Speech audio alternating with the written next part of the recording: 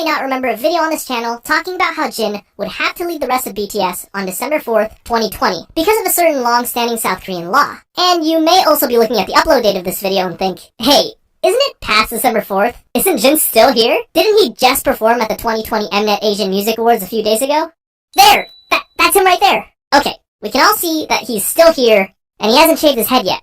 So, now that that's out of the way, what happened? Was I just lying in that video? Was it just clickbait? Well, no, everything I said in that video was true. It wasn't that my information in the video was incorrect. It's that South Korea itself changed its mind. If you've watched this video before, I should let you know that this video is mostly the same as the last video, but I changed some of the information to reflect the recent changes in South Korean legislation in order to avoid misinformation. And I also fixed some audio issues that really bugged me. But there's also a good chance that you haven't seen this video before. I mean, if you've been following this channel, BTS really is a group that requires no introduction. The hip-hop group started in South Korea in 2013, eventually becoming the quintessential worldwide K-pop boy group phenomenon we know today around 2017. Right now, it's not an exaggeration to say that they're on top of the world, and as far as pop groups go today, they're unmatched. Nice to meet you, guy.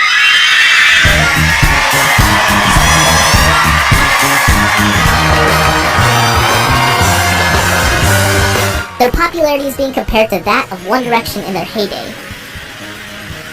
Or even the Beatles. They're the first Korean act to reach #1 on the Billboard charts, and they just became the first group since the Beatles to earn 3 #1 albums in less than a year. Just like every boy band before them, they have their own massive fan base. Their fans, known as ARMY, are some of the most passionate fans that you can find in the whole world. However, starting in December 4th, 2022, ARMY will likely see the members of BTS join the South Korean Army. You see, mandatory military service in South Korea has been around since 1948. The beginnings of South Korea as a country, this mandatory military service was so important for the new country of South Korea that it was put into its constitution as Article 39, which states that all citizens shall have the duty of national defense under the conditions as prescribed by Act. This means that all physically able men from 18 to 35 must perform military service. And while women can as well, they're not required the same way men are. And if you're at all familiar with the events in Korea that happened during the 50s, you understand why this is so important to them. And while the Korean War had a ceasefire agreement on July 27, 1953, it was exactly that, a ceasefire. The war, technically, never ended. Because of South Korea's unique relationship with their neighbors to the north, an active military has been deemed necessary, always ready in case of a surprise attack. Something that, as a possibility, has never left the minds of South Koreans. So, now that we have that out of the way, what exactly will be happening on December 4th, 2022? On August 1st, 2018, the South Korean government made a shocking announcement. The required age that all able-bodied males must enlist was dropped from 30 to 28. This meant that when the oldest member of BTS, Jin, turned 28 on December 4th, 2020, he would have been required to enlist according to South Korean law. We all thought Jin would be leaving us by the end of 2020, but just when it seemed like all hope was lost, Jin got an early birthday present. Only 3 days before Jin's birthday, on December 1st of 2020, the South Korean government made a surprise announcement that allows select K-pop stars to postpone enlistment until they turn 30 rather than 28, effectively changing the big day of Jin's departure from December 4th of 2020 to December 4th of 2022.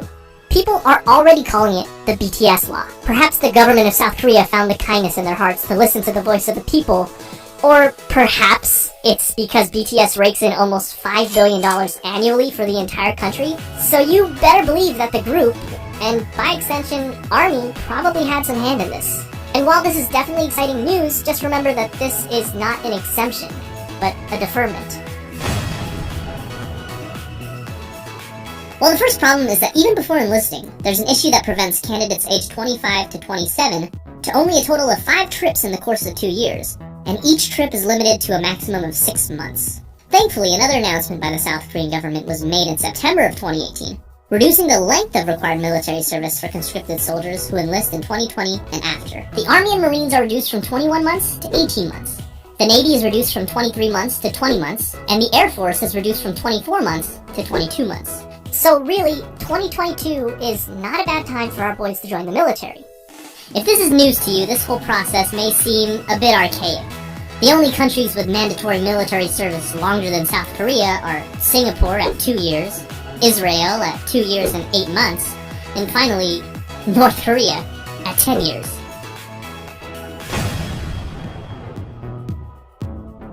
Because of the constant tension between North and South Korea, we don't expect this law requiring mandatory service to be abolished anytime soon. There have been exemptions to military service, however, particularly when it comes to the athletics and the arts, such as Son Heung-min, a football player for Tottenham Hotspurs, and world-famous pianist Jo Sung-jin. In fact, despite its strict policies on mandatory military service, the South Korean government has introduced a staggering amount of exemptions for athletes. The first exemption was given to a wrestler, Yang Jung-mo, after the 1976 Summer Olympics, and afterward, the exemption was then promised to any athlete who won a medal in either the 1986 Asian Games or the 1988 Summer Olympics. In 2002, the same promise was made to the national team if they reached the round of 16 in the FIFA World Cup, and again to the 2006 national team in baseball if they reached the semifinals in the World Baseball Classic. The decision to exempt athletes from military service was an extremely controversial one, and after this, public outrage ensued.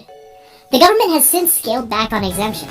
Current regulations state that there will be special treatment given to any and all athletes who win medals in the Olympic Games or gold medals in the Asian Games. But rather than a complete exemption from military service, they are placed in grade 4 to be enlisted for supplemental service or the second citizen service, rather than active duty service. Unless they are an exceptional case, they will not be placed in grade 6, exempt.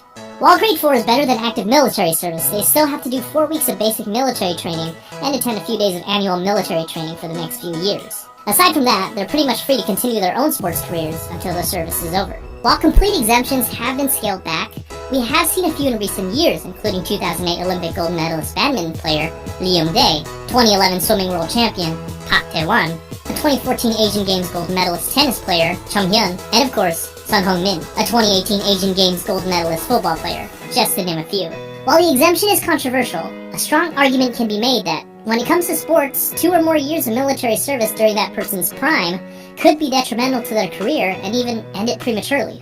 I mean, countless news articles documented Son Heung-min's career hanging in the balance when the Asian Games were coming to an end. And look how happy he was when he did win, not just because he won the Asian Games, but also because he didn't have to risk losing his entire career. The same thing, however, cannot be said about K-pop stars. While violinists, pianists, and ballet performers have received an exemption from military service in the past, it has never been the case with actors, directors, and yes, K-pop stars.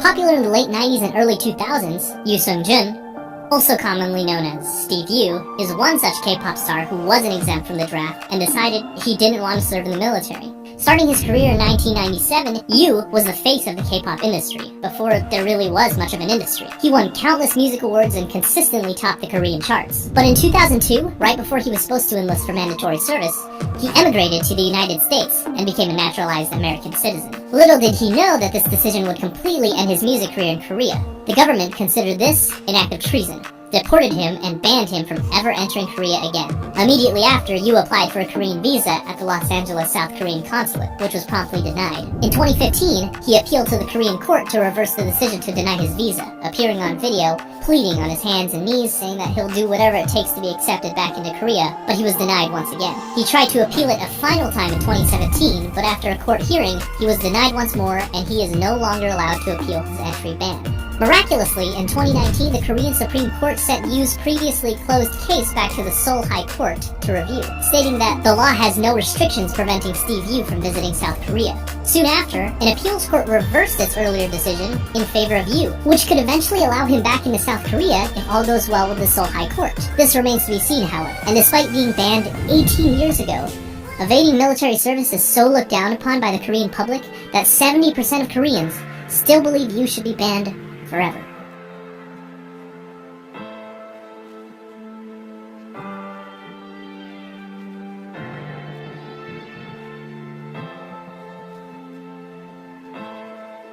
Perhaps the most high-profile Korean celebrities to have served in the military so far have been G-Dragon and the rest of Big Bang. They played it smart, and nearly all of them chose to enlist in 2018, with the exception of T.O.P., who enlisted in 2017. This resulted in the band returning nearly all at the same time in 2019, only a few months apart from each other. So what can be done in BTS's case? Here are 5 possible options that I've listed from option A to option E.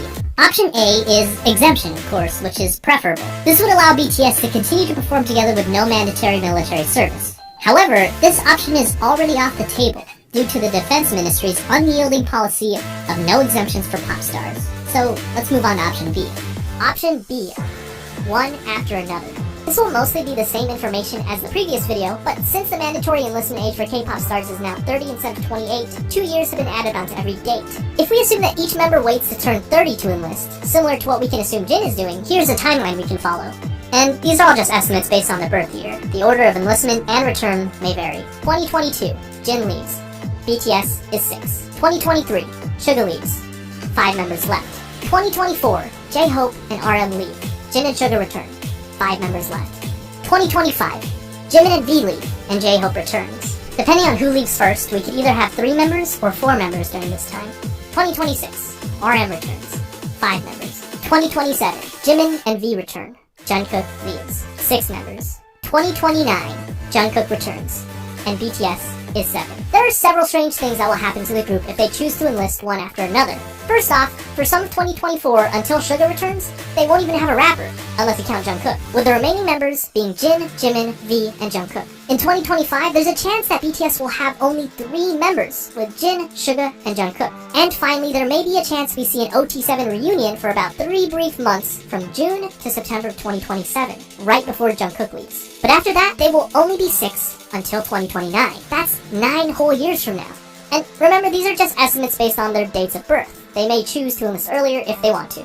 Option C is what I'll call the Big Bang maneuver. They all enlist together at nearly the same time. This will require the entire group going on a 2-year hiatus and returning again all at the same time. It was possible for Big Bang considering that all 4 members were born within 3 years of each other, but with BTS having 7 members that have an age range of 6 years, it just seems like a lot to ask considering that the youngest member, Jungkook, will only be 25 by the time Jin needs to enlist. And while it's possible, consider that Jungkook will continue to be a talented artist even if the rest of BTS is not present.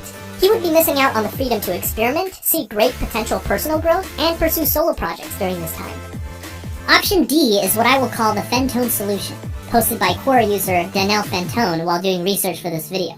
He suggests that the enlistment can be staggered and done in 2 to 3 staggered groups, with the groups having at least 1 rapper and 1 vocalist, 1 English speaker, and 1 golden.